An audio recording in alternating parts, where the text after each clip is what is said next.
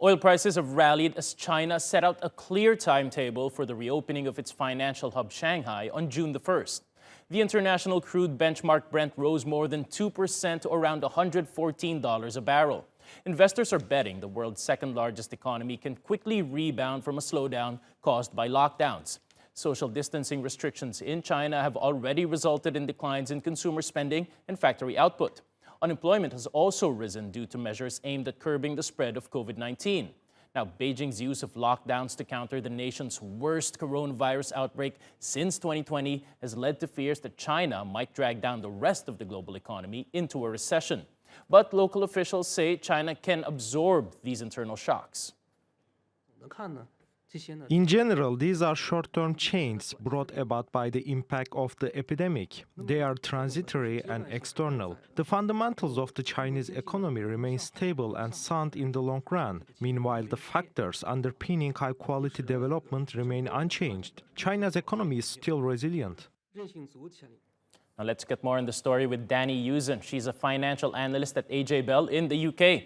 Welcome back to the program, Danni. Now, how much confidence do you have that the Chinese economy and government officials there can manage a quick rebound from the slowdown that we're seeing in the second quarter? Well, of course, if you remember coming out of that very first lockdown in 2020, China came out of the gates gangbusters. In fact, it was the only major economy to deliver growth in 2020. However, most analysts do expect it will be a very different picture this time around.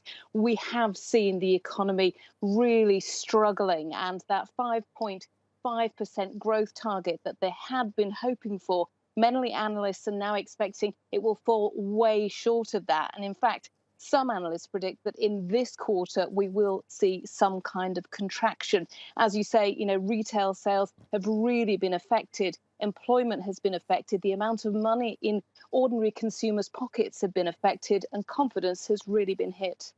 So we know China, one of the world's largest importers of crude, I should say. So how does a massive slowdown there, as what many analysts are seeing, affect oil markets and inflation expectations around the world?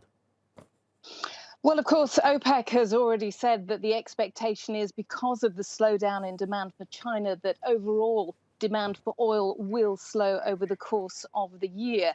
But China is a massive user of oil. It is hoping, obviously, to get back to massive growth when it reopens things after these COVID shutdowns.